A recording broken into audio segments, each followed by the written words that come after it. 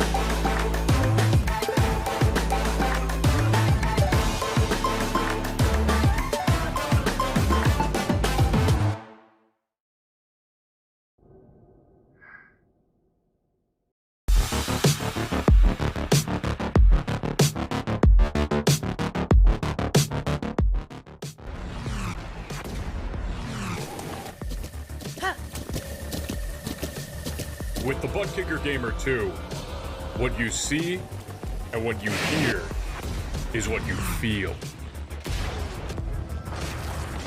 Butt Kicker, the future is feeling.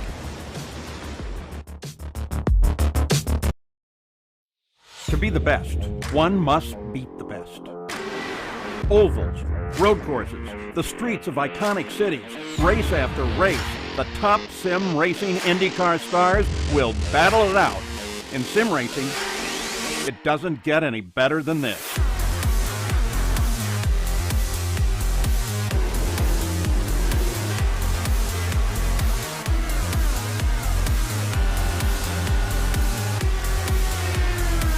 This is their battleground, for the checkered flag, for the glory, for the right to say they are the best.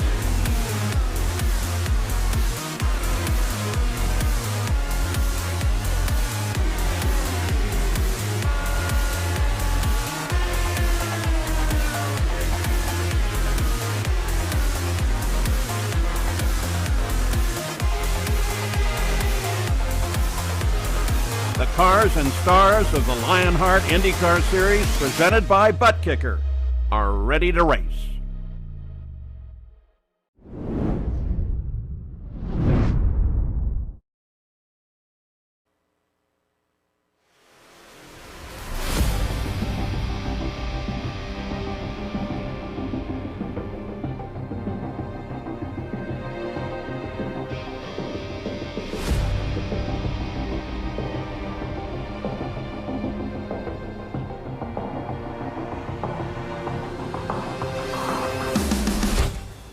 We enter the month of May in the Lionheart Racing Series with tension in the air brewed from battle. Sage Karam became the first repeat winner of the season last time at Watkins Glen in the Lionheart IndyCar Series, but the three-time king Adam Blocker still sits at the top of the pile after 4 consecutive podiums to start off the season. We head then to Sparta, Kentucky, where the gladiators of the Lionheart Racing Series will attempt to tame their IndyCars in their quest to slay the king in Omaha's 200 at Kentucky. Hello and welcome back to RaceSpotTV and coverage of the Lionheart Racing Series, powered by HyperX, makers of premier gaming gear like the legendary ultra-comfortable cloud line of gaming headsets. Whatever you play, however you play, HyperX knows that we're all gamers. For more information on HyperX products, visit hyperxgaming.com and don't forget to use the promo code Lionheart15, that's LIONHRT15 for 15% off all orders. My name is Arjuna Kankipati, and alongside is Justin Princh for today's coverage. TV cameras are provided by Esteban Ballo and TrackCams22.com with additional car cameras designed by RaceSpot's own Tyler Maxson. You can follow along with live timing and scoring by heading to timing71.org to follow along with your favorite team and drivers in the real and virtual worlds of motorsport. Let's dive straight into our pre-show presented by Butt Kicker and Justin. Sage Karam did become the first repeat winner of the season last time out, but we now head back to the 1.5 milers for the first time since our season opener, where Adam Blocker took victory at the start of the season. And that came in thrilling fashion if you think back, especially with some of the battles that went on in that race. A lot of the back and forth at Homestead Miami Speedway with the different lanes that popped up. But in the end, it was Adam Blocker who was able to utilize a bit of the clean air and his overall raw pace to break away from the rest of the pack to come away with that checkered flag. But since then, it's been an interesting season so far, where we've seen Sage Karam be dominant on the road courses. But so far on the ovals, we've seen various different storylines pop up. Of course, we remember the moments at Phoenix a few weeks back over on April 7th. Homestead, I think, though, maybe a hint of how some of the racing could go for tonight, where we may see several different lines pop up. And we've got only a couple of races in May, a couple of weeks off before we head to the Mid-Ohio Sports Car Circuit, where we'll head back to the road courses once more. Alternating between them might be Karam back in HyperX victory lane there. Take a look then at our drivers' standings presented by Butt Kicker. It is Blocker at the top of the heap, but Harrington has been keeping him honest here, Justin. The top two, though, have started to break away. Sage Karam, after missing out at Phoenix, back in the top 10, but lots of work to do. Yeah, it's going to take a lot of effort to close up that gap, but we know that Karam's got the raw pace, especially when it comes to these types of tracks, especially, though, when it comes to when he's got track position. But keeping my eye on drivers like Brian Carey and Ryan Otis for today, who have shown some great improvement the past few weeks, especially when it comes to the season in terms of the overall consistency so far. And keep in mind, Connor Harrington was one of the drivers who went back and forth with that race lead with Blocker at the last mile and a half, Arjuna. Could he take his fifth win in Lionheart IndyCar Series competition? Three rookies in the top 10 as well. Bennett and Brophy have been the two strongest of them so far, but Callisto very much a dark horse in the Sexta 5 machine. Take a look then at the team standings powered by HyperX. Private label Team Hype have started the season off very strong, Justin. All three of their drivers in the top 10, but Adrenaline Motorsports Red, after a bit of a quiet start to the season, they're starting to rebound, but the gap already up to almost 100 points. They need to start accumulating points very early on. And when I was talking to Christopher about this race, he said keep an eye on the Adrenaline Motorsports machines, because these are the types of races they tend to trend towards the front as a whole. So it's going to be interesting how the red, black, and power slide units all come together to try and charge up to the standings and charge their way to the front today with how this race could go. But give a shout out to Graphics LPM so far.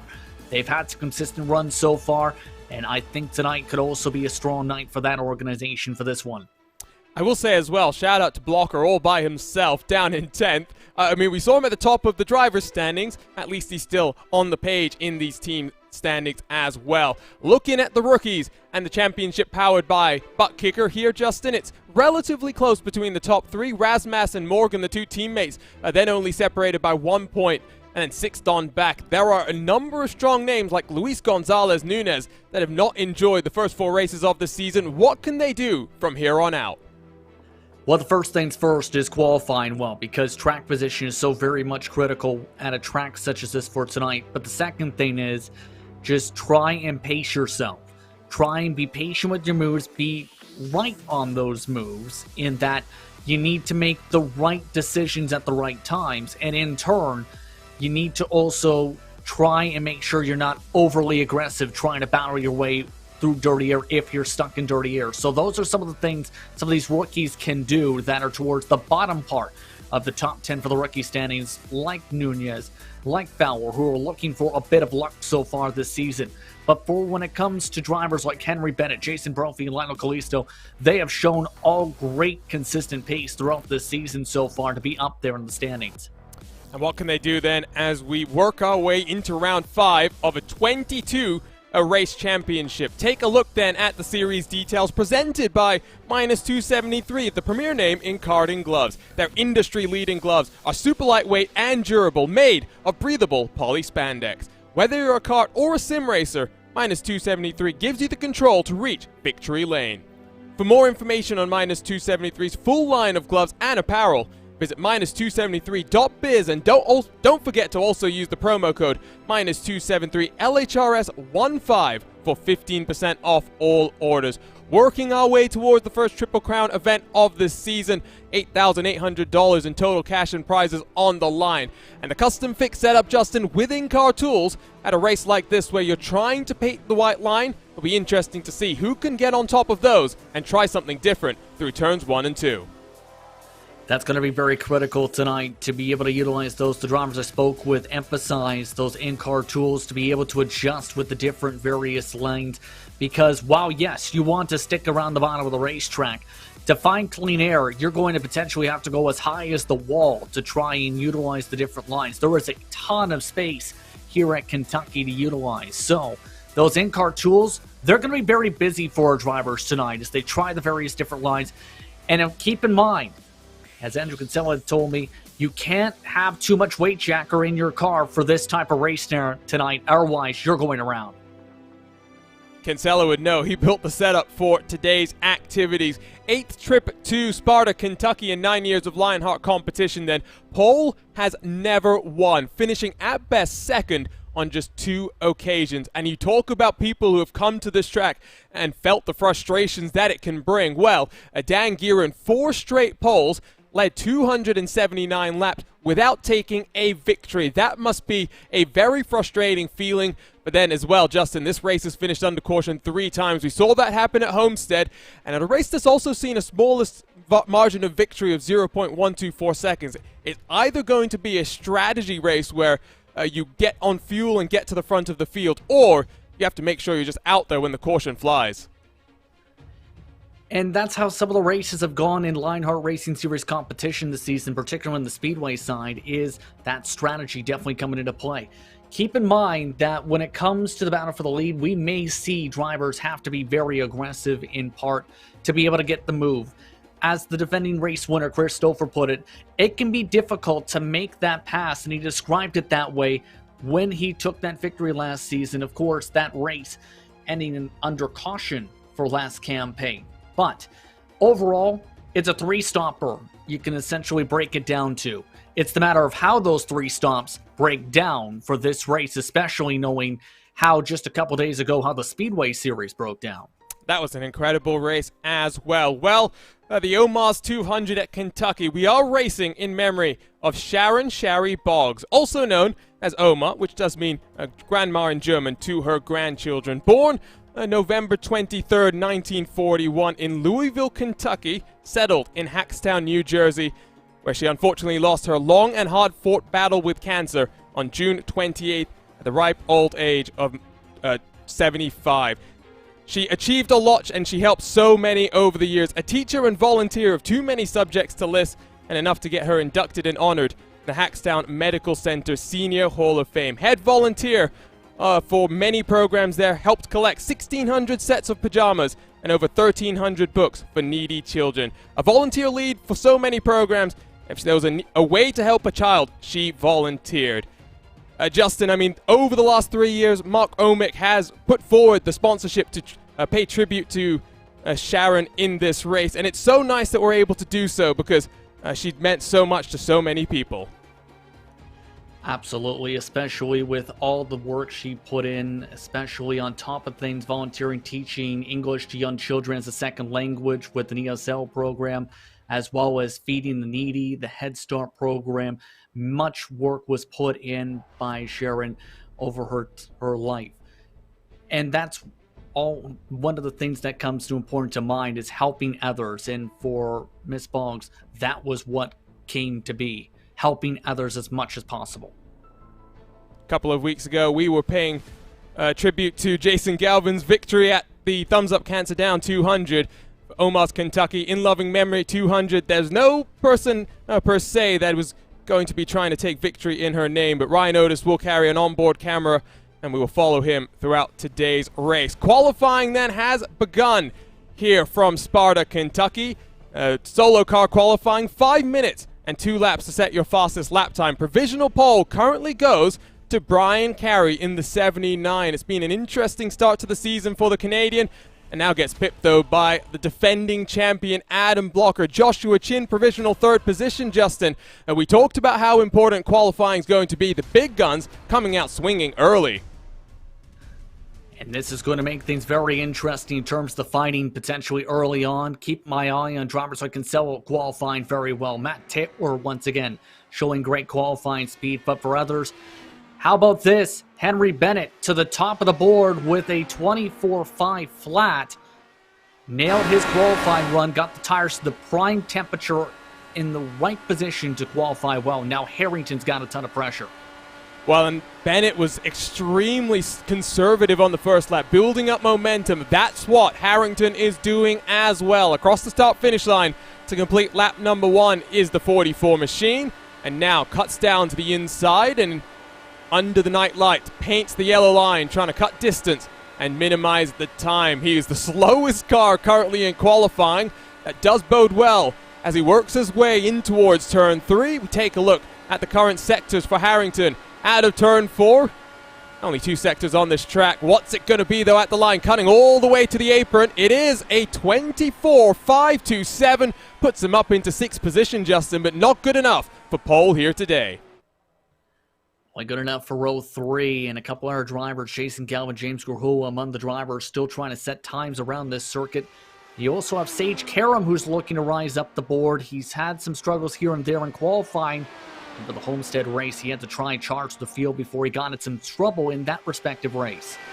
At the line, 24.555, so he's going to start all the way down in 14th. Kind of epitomizes his season, Justin. He's not had the best of runs in qualifying, and just like Barrett Rolfe has been on a Monday night, Sage Karam, one of our hard chargers here on a Wednesday. Absolutely, and for Karam, it's going to be very difficult, I think, overall, but for Jason Galvin, only a 24.6, just couldn't get the momentum that he needed, especially towards that yellow line. And for some of the drivers, I noticed they left a little bit of time on the board where they left about a quarter to a half a car length between the yellow line and where their cars are. And that could be the difference in some cases with the line you take in 1 and 2, as well as in 3 and 4, between being on the pole and being in row 5. And comfort, I think, here is going to be so important. Justin mentioned Andrew Kinsella talking about not having too much weight jacker in the car. You are going to be relying on that to try and make moves around the outside. 15 seconds left. It's power slide 1, 2, 3. Adrenaline power slide red will have 1st and 3rd. Blocker on his hunt for a 4th consecutive championship on the outside of row number 1. Qualifying, though, comes to a close. Let's go trackside and take a look at our starting grid in round 5 of the Lionheart IndyCar Series.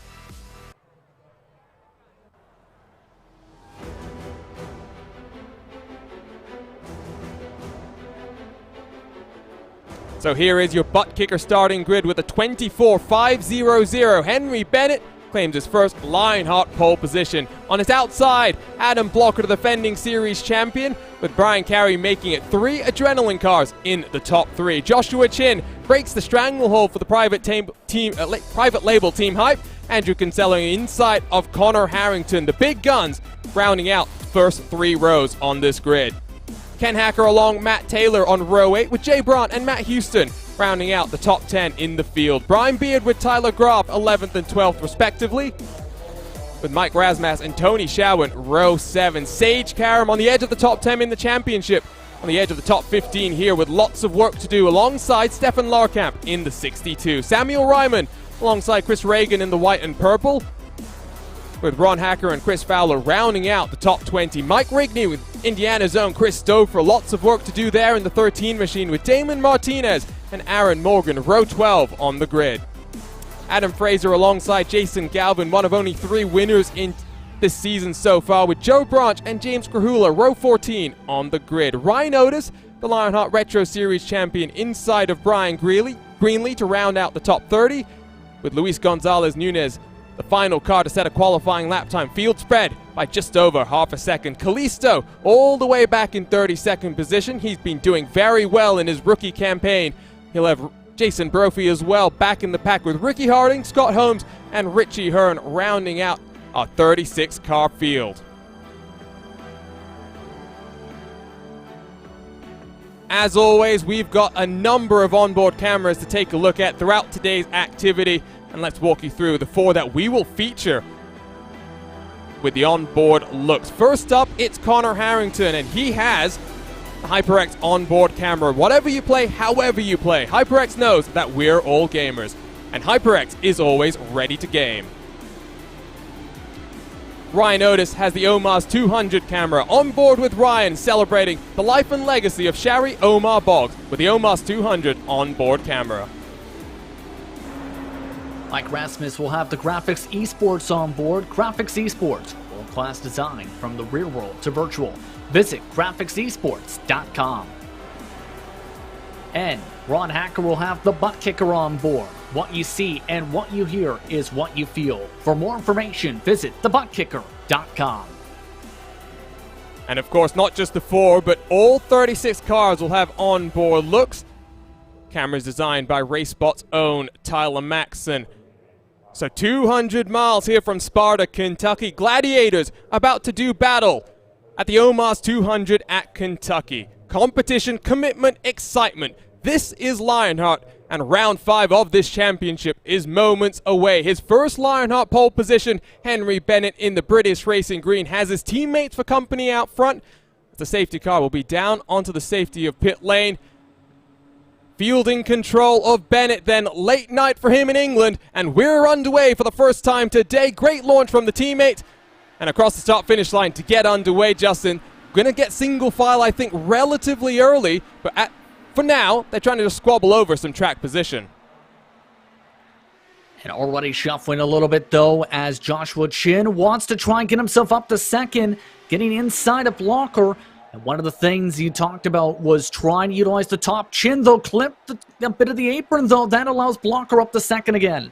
Brian Carey is being swarmed right now as across the start-finish line, Harrington pokes to the outside. Jason Brophy started down on pit road. He's rolling off now. He might be lap traffic to think about as we work through the opening stint of this race. Look at Aaron Morgan very sideways as Jason Galvin cuts underneath him, Justin. It is very racy in the mid-pack here. This is 24th and 25th. And this was some of the expectations from a couple of the drivers for tonight, was the fact that this track is so wide. This is the legacy version of Kentucky. This was from 2011, where you have essentially 4 or 5 different lines that you can run around this racetrack with how flat the banking is here and how much speed you can carry around the racetrack. And in turn, that's where the weight jacker starts to come in, and that's where trying the different lines to get some clean air on the nose essentially comes into play. You need to be able to be flexible to drive these various different lines if you want to try and make some of the moves and try and find any pockets of clean air.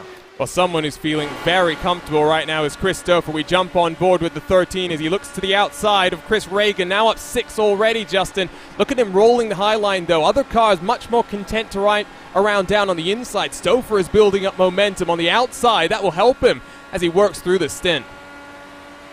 And Christopher already up 6 positions, your biggest mover so far. And when talking to him, his strategy, he said, was simple. Pick off drivers and try and save fuel while doing so.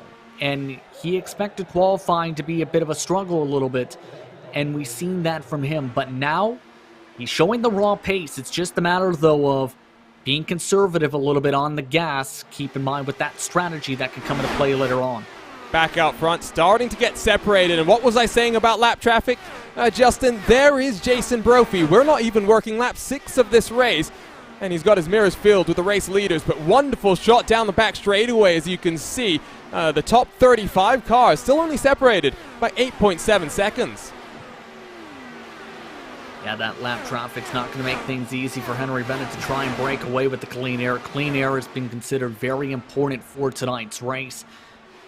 And that's going to be the tough part, is trying to find that pocket and get around Jason Brophy. And that's not going to be easy. Brophy essentially is getting the clean air that Bennett normally would. But in the part of the pack, you can see the various different lines. If you utilize the outside, you can make it work to make passes here with how many lanes there are and how much space you have. It's not just Stouffer who's now up 7. There's Sage Karam up into 12th. As behind him, Tony Showen trying to get around the outside of Brian Beard through turn 1, who squeezes up to the outside wall and will sweep around the outside and up into 13th position. Teammate behind, Chris Stouffer in the chrome and teal, will try and follow him on through, but it's going to have to wait comfortably for now. Let's turn our attention back up front. Kinsella feels the pressure from the pink machine. That's Jay Brandt in the 15. And I tell you what, Justin, let's jump on board and watch him do the draft here. Try and cut underneath and see how dirty the air is really affecting his car. You can just see right there how much he's having to lift off the throttle a little bit to make sure he makes the corner. Had to really back it up to just about 200 miles an hour. Some drivers in clean air earlier tonight, Arjuna, in practice, were running 212 in the same sections when they were able to run full out, when they didn't have to deal with the dirty air. So it's just that much of a struggle for some of these competitors to try and deal with the aero push and aero wash with this car.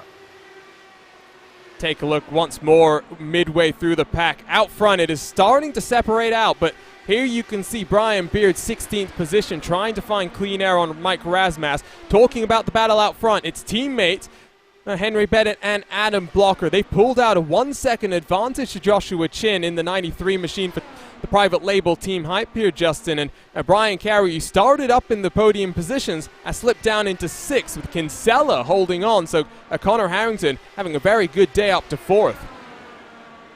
And I think when it comes to Carey, he was just immediately put under attack, especially for Joshua Chin, and just put behind the 8 ball early on. But for now, though, Blocker seems comfortable with where he's running for the most part. He is trying to get this race lead, though. Gets a bit of a run to the inside. Can he do it? I don't think he can just yet, but I don't know if these two cars will be too happy having Jason Brophy in front of them right now. But we are working lap 13, Justin. Fuel window, we've talked about the strategy, and let's kind of emphasize why that's so important. Drivers will be looking to do this on a 2-stop, despite the fact the fuel window is 42 laps. Yeah, and the main reason for that is drivers are going to try and be able to save in the draft, and we've seen this in the Speedway Series where the window was originally around 39-40. Drivers could make it up to 43-44 laps, for example, for comparison's sake. So when you're in the draft, you're not going as much into the throttle, for example, in the pack. You can back up your corners. You can essentially go half throttle in some cases in some of the corners and try and save gas. And that's what some of the drivers are doing. Others are utilizing lower gears, in fact, you can see here too, in this mix. So you're not utilizing, say, going full out where it may be if you had the full clean air effect that you'd have that concern about fuel. Others right now, at the very least, it seems, are more concerned about just trying to work off one air and save gas and stay in a line at this moment.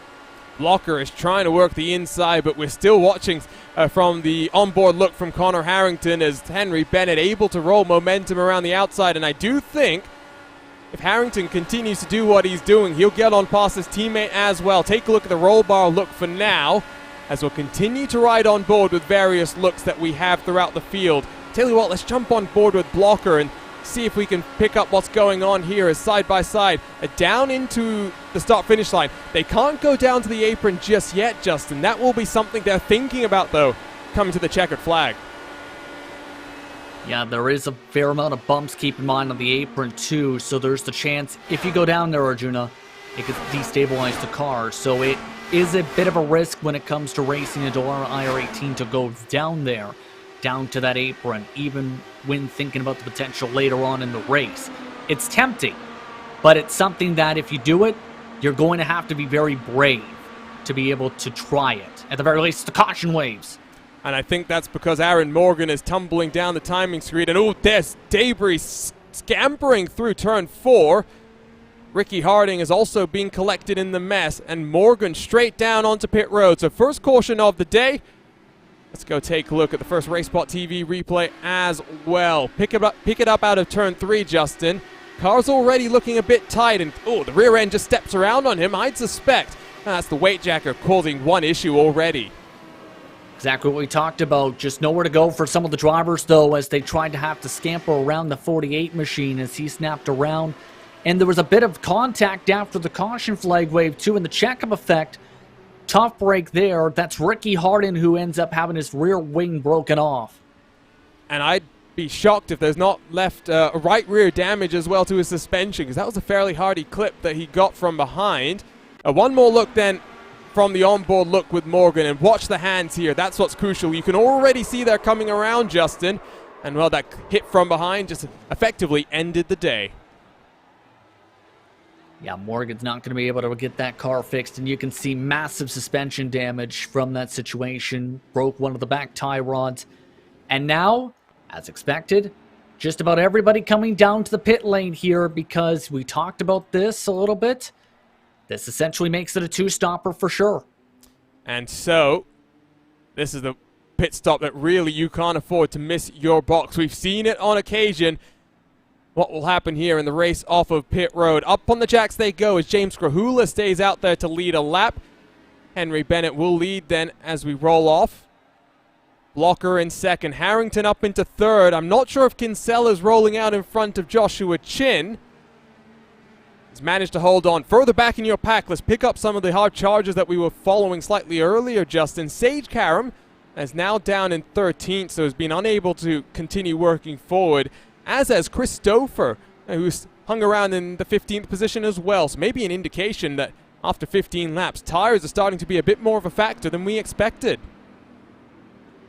Yeah, this is a track, keep in mind, that can eat up tires a bit because it's a bit of a rougher surface here at Kentucky Speedway where the fall-off can start to build up, especially as you build up the run.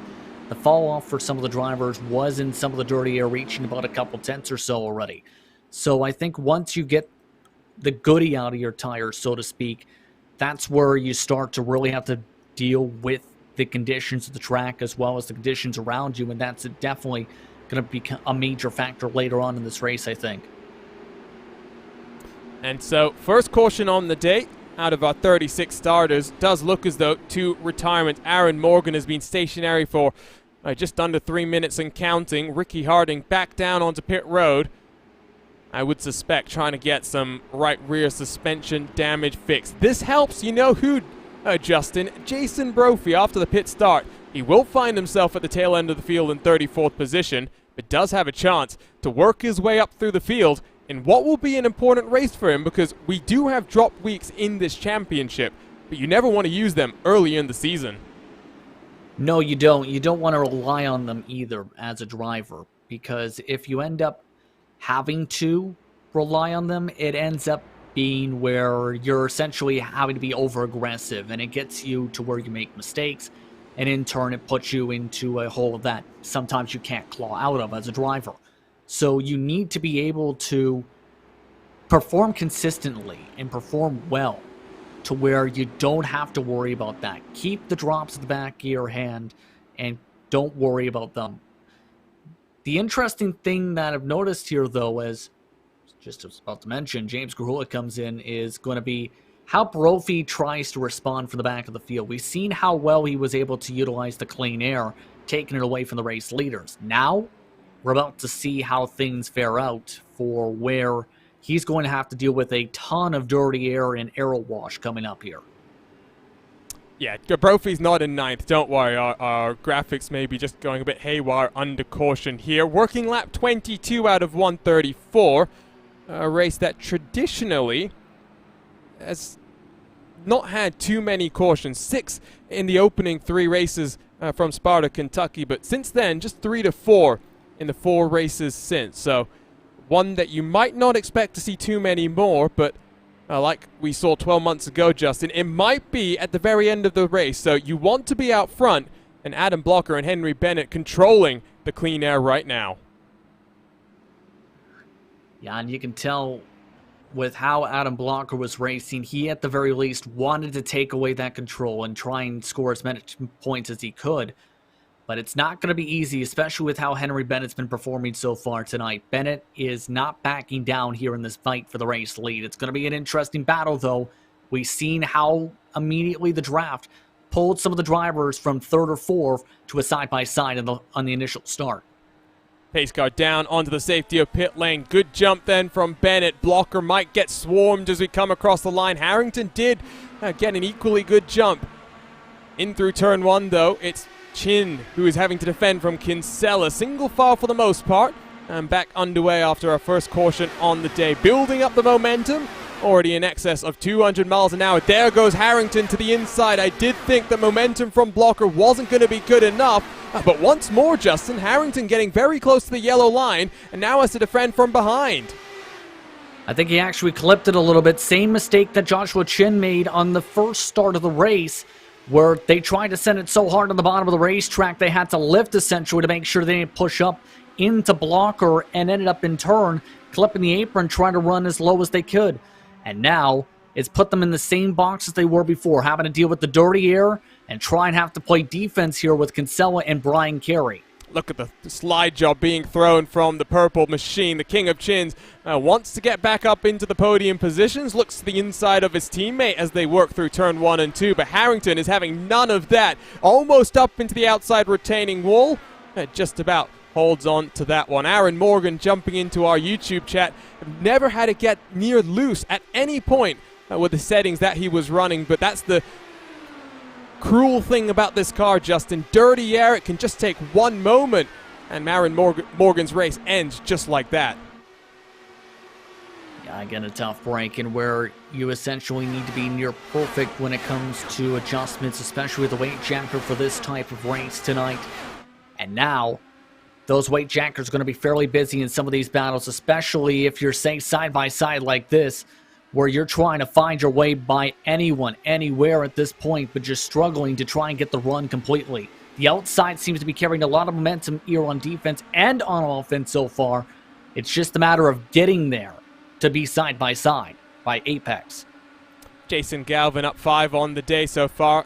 Edge of the top 20 is trying to close up on the all-white Mike Rigney in the 00, using momentum as Rigney now getting checked up behind Chris Fowler, who's also checked up behind his teammate Stefan Larkamp. Momentum so crucial, almost 3 wide entering the corner as Fowler takes away the clean air from Galvin. It's not going to hold on to the position as Rigney comes back around the outside. This is fun, really fun action, Justin, I must say. Kentucky not always known for producing the side-by-side stuff, but these drivers really putting on a show. They have been indeed so far. It might spread out a little bit once we get the tire wear to fair in, yes.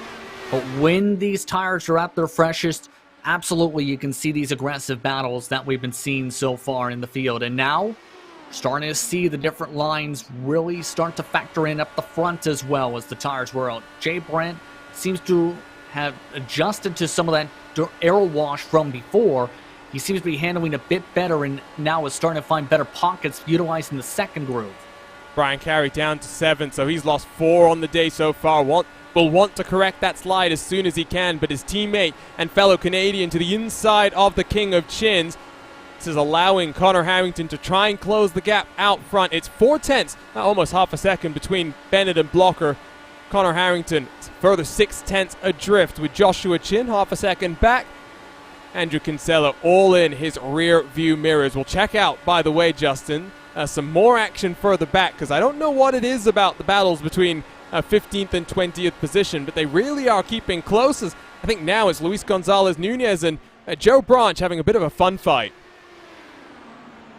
Yeah, looking like it's fairly fun so far. How about staggered 3 wide? And also you have Richie Hearn also joining the scrap towards the rear end of the field so far. And all of these drivers trying to find a way to push on forward. For Richie Hearn, it's also a +7 for him from his starting position in the 70 machine. See just how much you have to focus on what's ahead to make sure you have the awareness of, okay, where do I run? If you choose Ron, you see that arrow wash can lose you a bit of time off the corner exit. Well, he really had nowhere to go because they were effectively 3 wide as Joe Branch split the difference between Nunez and I believe that's Chris Reagan, just trying to find a pocket of clean air to work himself. Reagan, though, on the outside, almost up into the wall once more. There have been a number of cars flirting with disaster, Justin. And as we get later in this race and the tires start to burn off, that's not something you can afford to do. Meanwhile, Jason Brophy already on his recovery drive, edge of the top 30, looks to the inside of Richie Hearn. Yeah, right now looking at the times, he's running lap times in the 25-second bracket at the moment, so he is losing a fair bit of ground here. But the main thing is just hoping for a bit of luck to go his way on the strategy, because that's part of it too. Bit of trouble in front of him. I believe that's Chris Fowler with the green wheel, so second caution on the day, and once more it's out of turn 4. I wonder if Brian Greenlee, there's a car going through the grass, that is Greenlee. Got a RaceSpotTV replay to take a look at then, Justin, and I believe Greenlee might have come across the scene of the incident and gone flying for the hills. Once more a wiggle through 4, and we'll watch now to see if we can pick up what happens to the Greenlee machine. And it looks like at the very least, I think that was the car that went through the grass I think we're talking about here. Let's take a look here at this wiggle, though. Or rather from Greenlee, I should rather say, where he's got to choose somewhere, anywhere to go. There's a car coming down the racetrack. He chose to go with the only hole that was available at the time, which was the grass, unfortunately for him. But still, able to keep it from spinning up the racetrack. It seems to keep it away from damage, but for Fowler, just a wiggle as he came across those seams is enough to snap that car loose. And you can see he's trying to hang on for sheer desperation, but at the speeds that we're racing, Justin, there's not much time. Right rear up into the wall, and I'm sure from there it only got worse. Not in control as he's sliding down the track, and Greenlee does a good job to hold on. Back to live pictures though, pit lane, once more a very busy place, but not when the private label Team Hype machine stays out. Connor Harrington, Joshua Chin first and second. The Adrenaline teammates, Justin, down onto pit road. And an interesting decision here. We did run about 17 laps, including the caution flag laps, so it's understandable why they would go with this, be able to come in fuel, get fresh rubber, especially since we talked about this, to factor in about 15 green flag laps, starting to pop in with how the trends have played so far. But it's obviously a track position ploy when it comes to Harrington, Chin, Brandt, Graf, Karam especially, as well, to see, okay, can we catch a caution flag in time before we have to come in for one final stop under green? Or rather, in towards a second potential stop. We're now in the spot where fuel is going to be very tight as well to make it to a one-stop. Keep in mind with the numbers that we were talking about a little bit earlier, where if you save, you might be able to get yourself to there if you save both runs. Interesting call. That's all I really have to say, Justin, because I think it's a bit early to now be working back from 18th position, because that's where Henry Bennett finds himself. The first of the cars that have come down pit road. Sage Karam finds himself up in the top 5. He'll be pretty happy with himself, as will his teammate Damon Martinez. 15 positions gained on the day. 8th position for the 3 car. Ryan Otis, a Lionheart Retro Series champion in the 95. 17 positions gained. He's up 12, so cars using this to cycle their way through.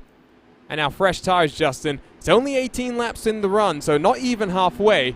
I don't know how easy it's going to be for the cars to cut their way through.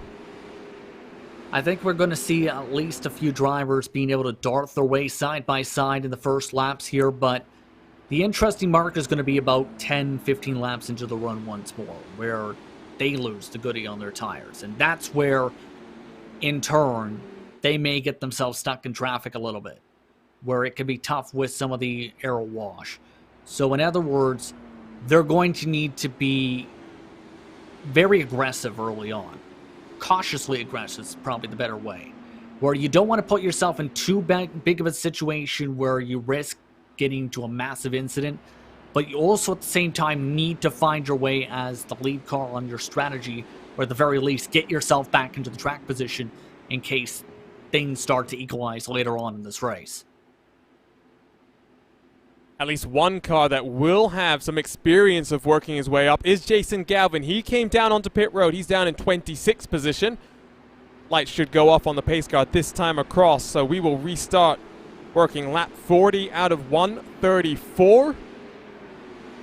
Second caution of the day. Once more, car losing control out of turn 4. drivers very much, Justin, should start to be aware. I wonder what the difference is. It could just be, you know, the effect and accumulation of all of the dirty air in front. It could also be a bit of weather shifting around in the session. Yeah, possibly. We are under full lights, but it is partly cloudy skies at the moment. Track temperature is fairly cool at the moment at 27 degrees Celsius. So this track is starting to build up a little bit of heat at the moment, but it is still a bit more on the cooler side in terms of the potential grip. It's still going to be getting more and more slicker, though, potentially, as they run more laps and build up more heat into this racetrack. 10-kilometer-an-hour winds. Not sure if that's strong enough to really gust and cause the type of issues we're seeing out of turn 4, but again, something to watch out for then is at the front, private label Team Hype leading the team championships, and at the front once more, Connor Harrington wants his fifth Lionheart IndyCar Series victory. He brings us back to the green flag action with his teammate in close pursuit. Once more single file across the start-finish line. You have to look at Tyler Graf trying to get past Jay Brandt side by side for third. Excuse me, that's Sage Karam getting on past Tyler Graf in the minus 273 sponsored machine. It's a bit of separation, Justin, from there on back. Not the most tidy of restarts. That won't help the cars that came down onto pit road. It's not going to help whatsoever. They're going to have to work, as talked about, very aggressively to be able to properly make their way through this traffic while getting themselves into trouble. If anything, Henry Bennett didn't get the best of launches here and has lost a bit of ground. So have several of the other drivers that are all fanned out in the midst of this traffic now, where they're trying to sort themselves back together. Okay, if you're one of these drivers, you're thinking, I've got to do this properly, or at least be patient now with how the start turned out for some of these competitors. And so as we work our way back up to speed, 20 laps, that's the number that we'll be watching out for the cars out front to come down onto pit road. Edge of the top 10, Ron Hacker, edge of the top 15. Luis Gonzalez Nunez, 16 positions gained for him so far. We'll have to be watching in his rearview mirrors because almost 3 wide effectively, Justin. Here comes the charge as Adam Blocker has gotten past Henry Bennett, and the Canadian Kinsella slips on past as well. And that's a big pass because that's the net lead for the strategy, I should say. So that is exactly what Blocker was trying to do with the battle with going on with clean air before with Bennett before the first caution flag. So now it's going to be the true test of how will Bennett now fare with the dirty air? Well, we're seeing the response right now where he's getting shuffled back by some of his fellow friends. But these guys have hit a wall. Blocker unable to get past James Krahula, Justin, and the lap times, well, it's 0.6 of a second difference. Connor Harrington last time at 24.802. Blocker finally able to cut around. First Krahula, now Ron Hacker up into 17th position for Blocker. But last time for Blocker was a 25.444, so they are losing time. Hand over fist right now. Now only 24.7's up at the front of the field in comparison, say, some of the fastest laps they've been sending so far. So they're working together nice and well, nice and calm. Meanwhile, you have that hapticness that can hold you up, and for drivers, that can be very frustrating because if you battle too long here, Arjuna, it can potentially lose you the chance to reel in others down the straightaway with the help of the draft, as it's going to be interesting, again, how this all plays out now with some of the shuffling. I think Bennett is starting to lose track of his teammates out front. Kinsella trying to go all the way down to the inside of the track as 3 wide. Krahula takes advantage. Here comes Carey as well. They are getting very feisty, knowing the importance of the tires that they have. Almost contact between Hacker and Kinsella. They will hold on, Justin. It's still side by side at the line. Amy Onshar a little bit there as Kinsella not wanting to give up an inch here with this fight, is really having to back off and back up these corners right now, though. I think he realized he wasn't going to be able to make the pass properly and just decided, you know what, I need to reset here. Try and sort myself back out. Bennett continues to slide. Here comes Razmas in the 68 trying to come around as well. Bennett started at the front of all of the teammates, now finds himself in 24th and struggling to build up momentum. Wonder if there's a bit of damage on his machine. See if we can pick up what's happened there. Rigney in the 00 defends from Otis behind. With Stefan Larkamp in front, edge of the top 20. Out front, Harrington has cycled himself back to the front with Joshua Chin just a tenth of a second behind. Jay Brunt very impressively running in third here, Justin, but he's got Sage Karam trying to hunt him down. Now for Karam, he is the fastest car on the racetrack by a couple 100s at the moment compared to Brent last time by the overall average.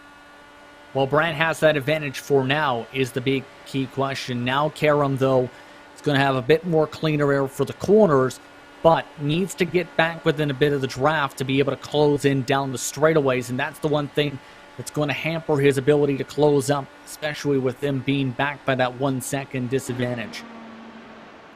Can see the gap out front continuing to close, but I think now at this point where Joshua Chin just not, I would say, accepting that he's going to run around behind his teammate for now, but just working through the next 10 laps into the pit window, see if he can try and save some fuel potentially. Teammates once more side by side. This time it's Brian Carey and Tony Showen at 20th and 21st position. These guys unable to carve their way through like Kinsella and Blocker have been able to just yet. And here's come Christopher to take advantage as well. So for the Adrenaline teammates right now, Justin, it's not playing out the way they wanted. They'll be hoping that things come out at the end of the race just as they would have hoped.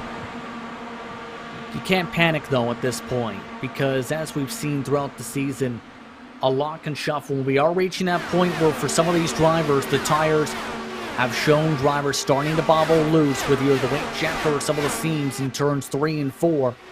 It's a matter, though, of will that trend continue? For Henry Bennett, meanwhile, the trend's not looking good. Henry Bennett's just not looking comfortable at all in the dirty air. And I'm trying to pull up a graphic that will show us the lap times from Bennett so far. There is no way that he's doing a 25.629. He must have got a bit of damage, and we will see if we can pick that up as soon as we can, Justin. But clearly not comfortable, and after taking pole, and not how he would have wanted this to go. So he'll have to hang in there, hope for a caution, maybe get some damage fixed, and rebound late in this race. And I'm trying to tell where it might potentially be in this case, where it just seems like this is, again, surprising. At the back of the field, yes, the pace has been in the 25.2s with the amount of drivers lined up. But the pace that Bennett is running, again, as you talked about, is absolutely surprising, yes. So even if it's the tiniest of a tweak to one of the wings, it can cause a potential loss of speed. So it could be something very minor, could be something potentially even with the gearing. We'll have to see. Well, and you know who's right behind Bennett right now? His main rival in the Rookie of the Year Championship. Two very experienced competitors in the Dallara IR18. You've got first Jason Brophy and, of course, Henry Bennett as well. Here comes Brophy in the yellow private label Team Hype machine. Started from pit road, now passes his rival up into 25th position. The 88 car has a lot of work still to do. Lap 37, though, for Connor Harrington out front. Justin builds up an 0.8 of a second advantage, and with Jay Brandt, a further half a second behind. Does look as though now Joshua Chin has nothing to do in terms of holding on to the car, and Jay Brandt might even look to try and get on past. Yeah, Joshua Chin is just struggling a little bit now with that pace, absolutely. How about 0.4 of a second slower than Harrington last time by, 0.3 slower than Brandt. So he's obviously now gone into where he's trying the different lines going a bit lower. It's just not working. Brandt feels more comfortable going higher up on the racetrack above that first seam.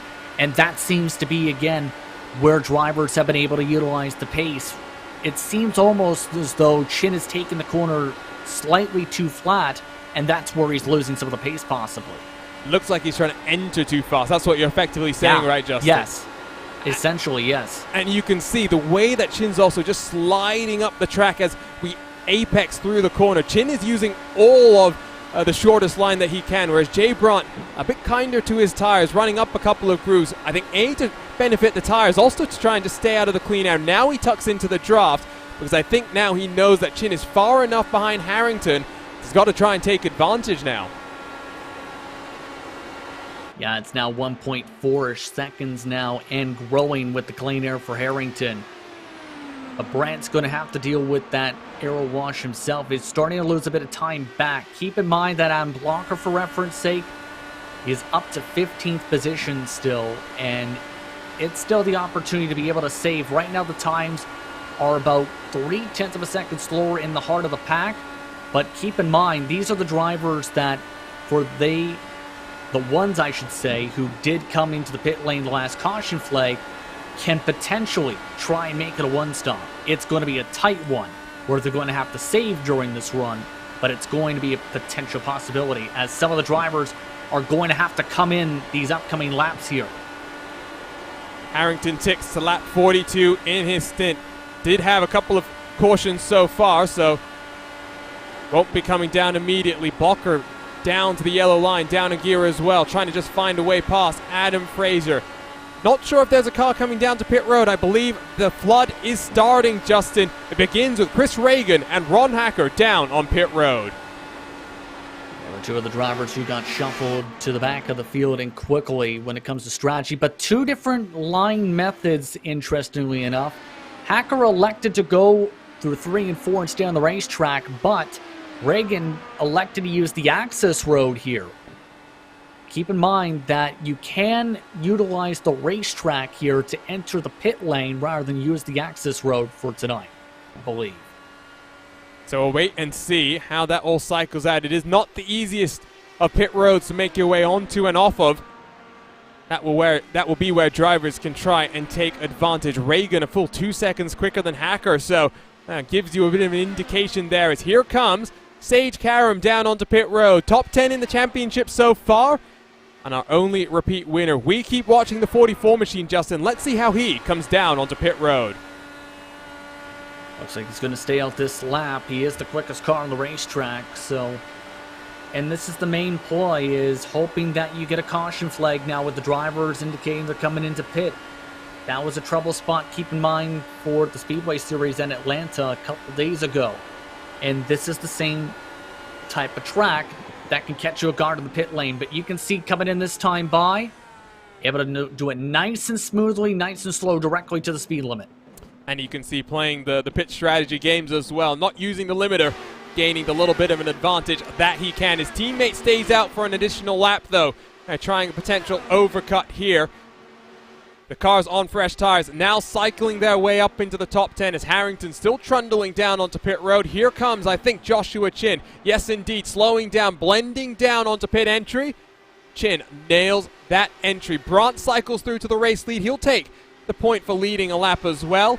Where has Harrington cycled out then, Justin?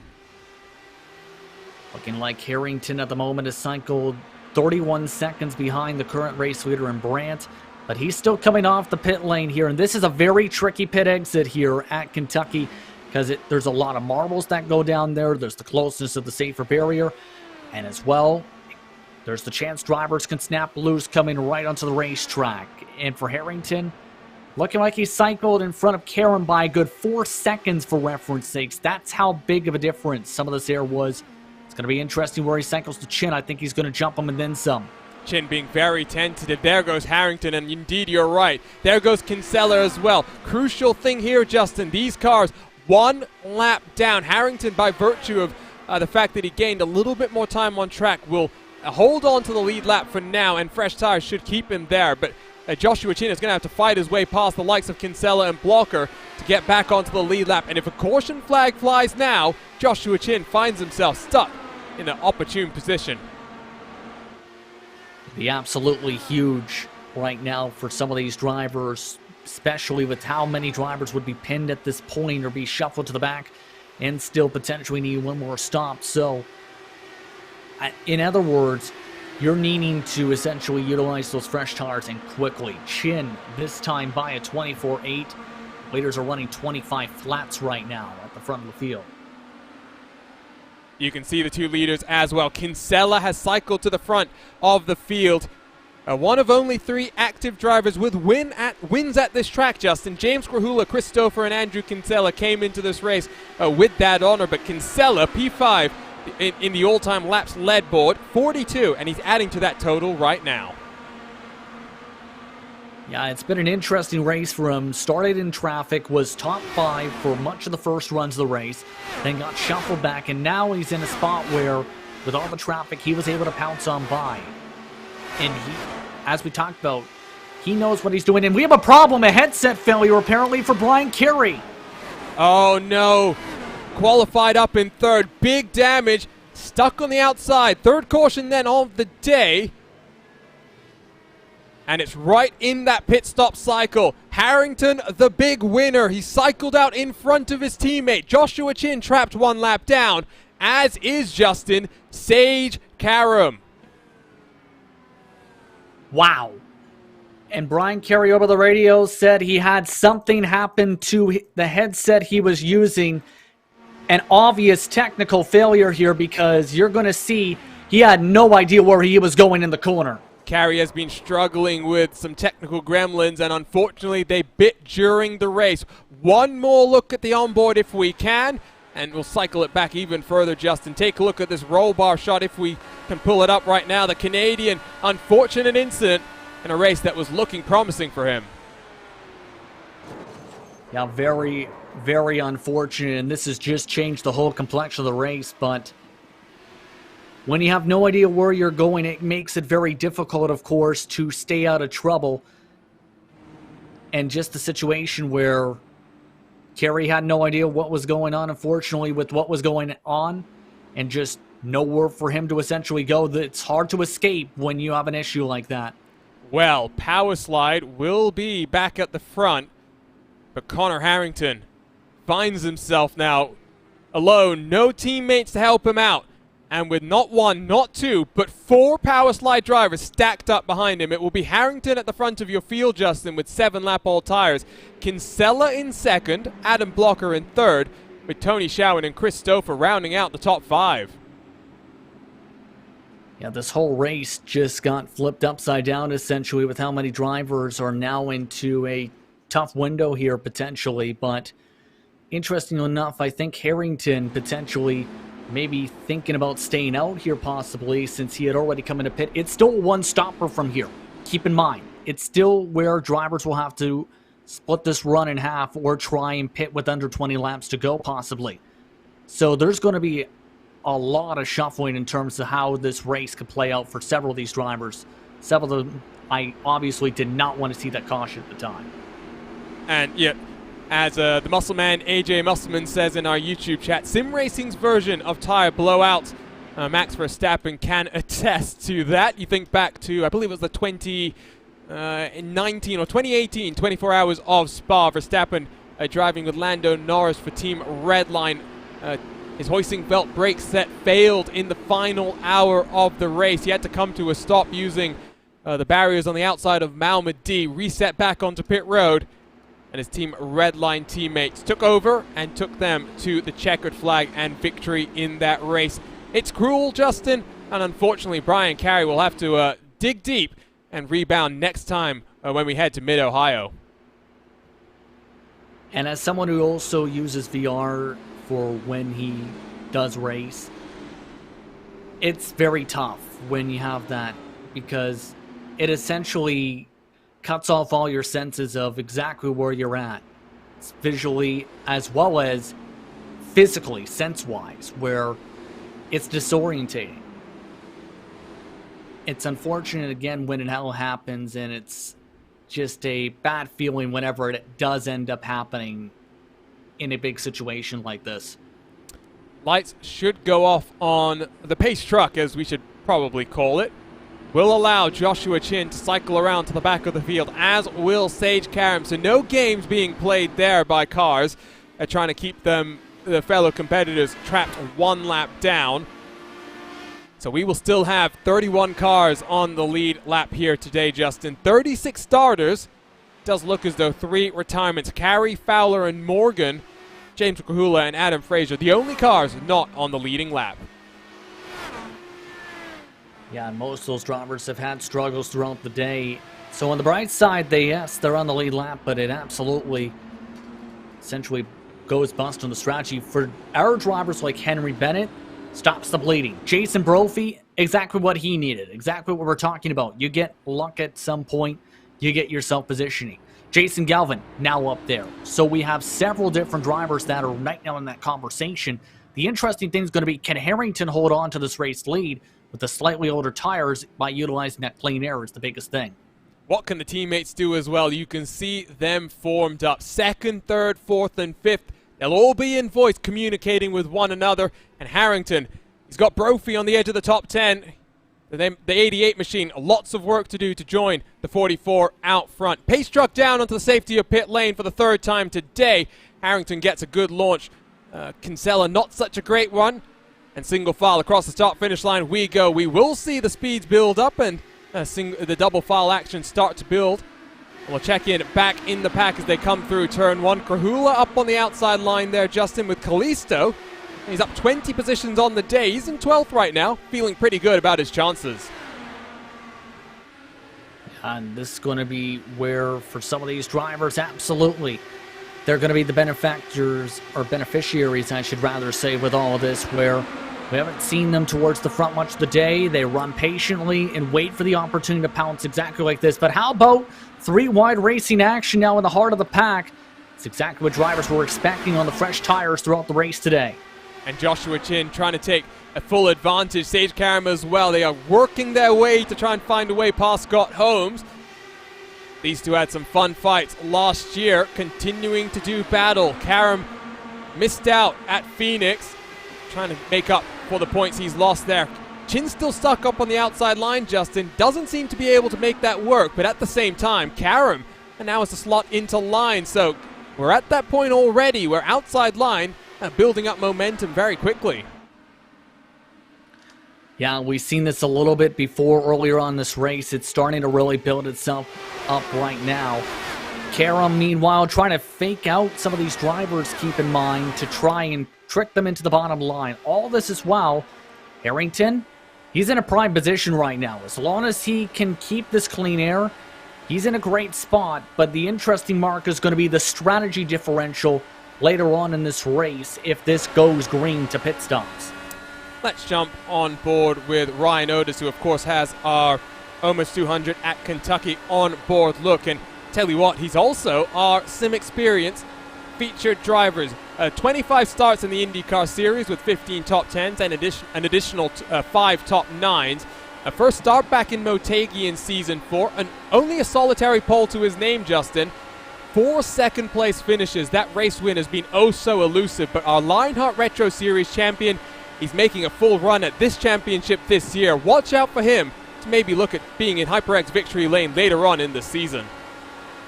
He's been improving more and more as this campaign's gone on as well. We've seen him especially be strong on the road courses at times throughout the season. He's getting more and more used to this car compared to the Retro Series, and it's definitely showing. It's just a matter of getting the full luck to utilize that. As up at the front, keep in mind, they're starting to snake a little bit down the straightaways. Kinsella's got to run. In fact, he was 0.2 of a second quicker than Harrington last time, and Blocker has been upwards of 0.4 quicker than these drivers. But coming through turn 3, Justin, you saw Kinsella getting a bit loose in the dirty air. Checked up momentum.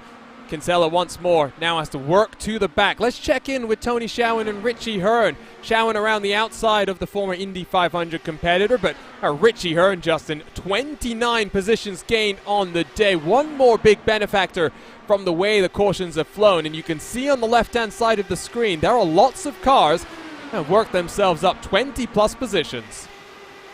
Richie's doing a very impressive job being able to defend multiple different positions at once here in multiple different lines. He's going to have to be very careful, though, with how dicey things are getting with both Brophy and Rasmus, two drivers that are willing to make some fairly bold moves at times and have the skills to be able to stick with those moves. And I think Brophy as well now looks to the inside, trying to get up into 7th. Working closer and closer to join his teammate out front, with Joshua Chin trying to get on past a number of cars, but still tangled up in some turmoil. In the top 15 positions, Brophy unable to slot on past. These cars are starting to lose track of the cars in front. 1.2 seconds is the gap between Tony Schowen and Richie Hearn. Jason Brophy will very much want to scamper on past as quickly as he can. Back out front It's 0.2 of a second between the race leaders, Justin, and Adam Blocker is slowly catching them up. Yeah, Blocker has the fastest lap of the race, keep in mind, at 24.602, and that's in part with some of the draft he's been able to sniff down some of these straightaways, and he's been utilizing the bottom line compared to the airers who have been wanting the top line when he's been stuck in dirty air. And as we've seen, if there's enough cars, he's been able to make the move. The tough part is, now he's going to have to claw his way forward slowly but surely against some of the best up at the front. Keep in mind, though, dirty air is now being fed to the race leader, I think, from Ricky Harden. We're going to step aside for a quick commercial break. Working lap 89 out of 134 in the Omos 200 at Kentucky. Round 5 in the Lionheart IndyCar Series. Don't go anywhere. We'll be right back after these messages from our partners.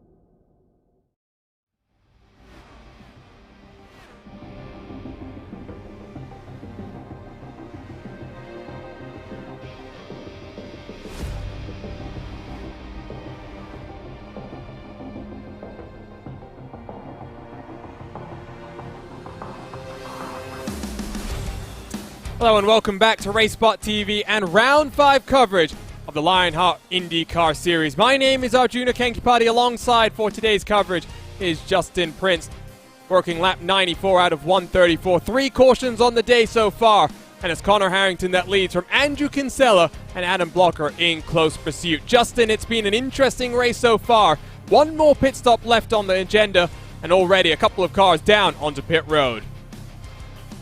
Yeah, right now, some of those drivers trying to mix up the strategy, and some of those drivers having to get some repairs done. Martinez hit the back end of, I believe, Tyler Graff's machine. That ended up shearing off part of his front one. But outside of that, it's been clean and green throughout this run so far, with some great battles and some great strategy coming into play. This race has also seen some various fireworks and some weight checker moments so far. We've seen a little bit of it all tonight here at Kentucky.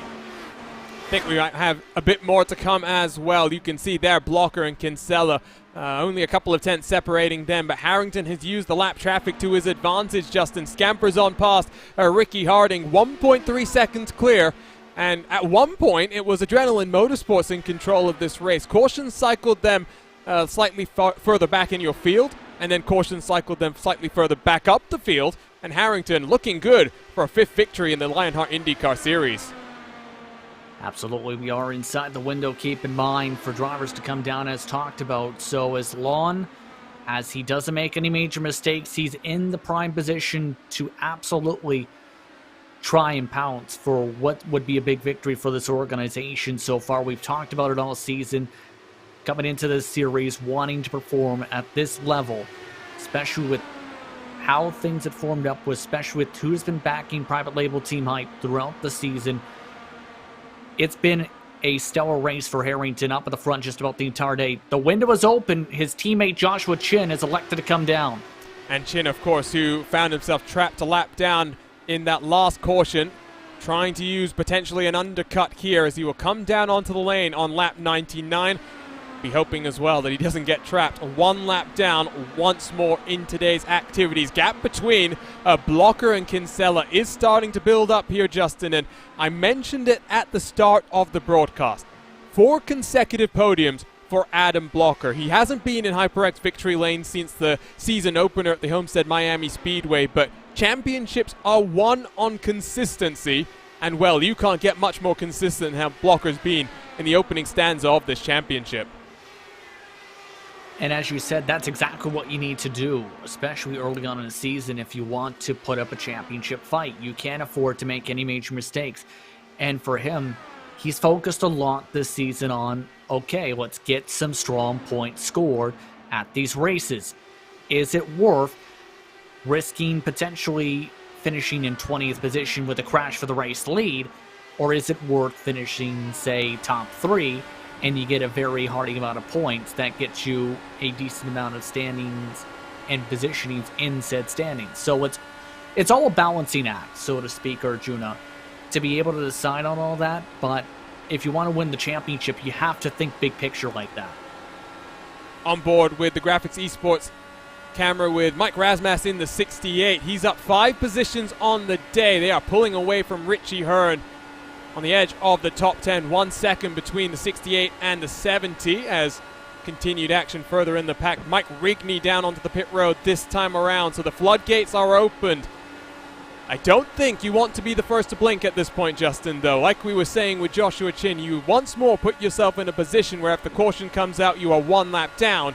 Connor Harrington, 37 laps and counting on his run, will be going until that fuel tank is out of fuel. That's what he's going to have to do, essentially, right? And that's going to be the tough window where he's going to be on pins and needles for about 7 laps, hoping, okay, I've come down. Can we please stay green at that moment? If we have a similar situation as before where a caution comes out of the middle of the cycle, that absolutely will shake up the complexion of this entire race once more. Matt Taylor down onto pit road along with Scott Holmes in the 67, watching Sage Karam all the way down to the inside. Missed out on the action at Phoenix, Justin. That's put him in a bit of a hole, and if he can't get the result here that I think is pace warrants based on what we've seen here today, he'll be heading into the month of May. Indy 500 commitments, I'm sure, at the forefront of his mind. We know he wants a Lionheart championship in 2021. It's looking good potentially in the Retro Series. We do know, we've talked to him on RaceSpotTV in the past. He loves a battle with Blocker. He wants to come out on top this year. And this race has not been the best of races for him. He's been marred in traffic much of the race, even when he's got it on the strategy card that got him track position with that earlier caution flag in the race, the second caution in particular of the race. He couldn't really progress his way forward like he has at some of the other tracks this season when he's been marred in traffic in some of the other series. It's just been that type of a night where he's just been essentially marred inside the edge of the top 10. It's just been almost like a conveyor belt where he's gained cars and spots, then loses spots, gains positions, loses spots, gains positions, loses spots, etc. Wonder when he'll come down onto pit road as he's weaving, working lap 43. So one of the cars to come down first. Here he comes as well. Lap 109, the marker then for Sage Karam in the 2. The black HyperX machine onto pit road for the final time in today's action. Look back to the front then. Sage Karam's had a fun fight with Connor Harrington the last time that Connor took victory at the Indianapolis Oval in the Indy GP just over 12 months ago. That race happened. Connor Harrington works lap 43, Justin. I would expect he's coming down, if not this lap, the next time around. He has to when it comes to the fuel. I believe he's indicated that he's coming down. And he's been able to build a sizable margin over Blocker of almost 4 seconds or so, and Kinsella rather, of 3 seconds too. So just a great stint overall to utilize the air, have the help of some of the traffic, and overall puts himself into a solid spot. Just needs this race to go green for it to play out the way he's hoping. Can't afford to make a mistake. A number of cars have slid through their box in today's action. Here comes Harrington for the final time today. Into the box very cleanly. Up on the jacks he goes. Time counting as the fuel goes in. The tires get replaced. Black gold being put on that car. 8.1 seconds stationary, Justin. That was a very tidy pit stop. Now Harrington has to nail his pit exit as well. This was one of the strengths earlier on in the race for him compared to his teammate in Chin.